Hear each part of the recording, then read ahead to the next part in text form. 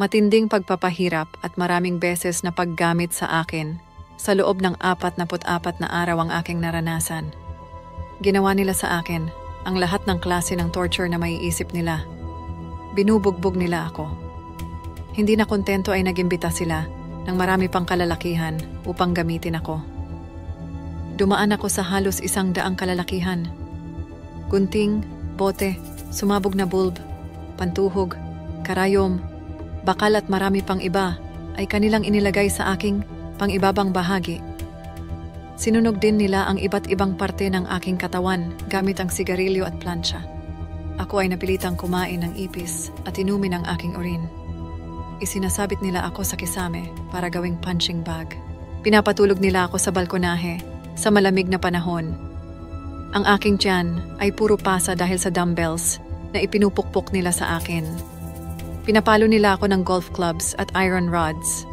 Minsan ay nilalagay nila ako sa freezer. Sinunog din nila ang aking pang-ibaba gamit ang lighter ng sigarilyo. Ako ay hindi makatayo dahil dito, kaya kinailangan kong gumapang pababa para gumamit ng CR. Ako ay nakakuha ng tiyempo upang makalapit sa telepono at tumawag sa mga pulis, ngunit nakita ako ni Miano at agad pinutol ang linya. Dahil dito ay pinarusahan nila ako sa pamamagitan ng pagsunog sa aking mga binti. Pagkatapos nito ay hindi na ako makapagsalita at makahinga ng ayos dahil sa namuong dugo sa aking ilong. Nagkaroon akong internal bleeding dahil dito ay sinuka ko ang aking kinain. Nakatanggap ulit ako ng bugbog dahil nasukahan ko at nadumihan ang kanilang karpet. Ang aking nararamdamang sakit ay walang katapusan, kaya ako ay nagmakaawa na sa kanila na wakasan na ang aking buhay. Binugbog at sinunog nila ang aking muka, binti at tiyan.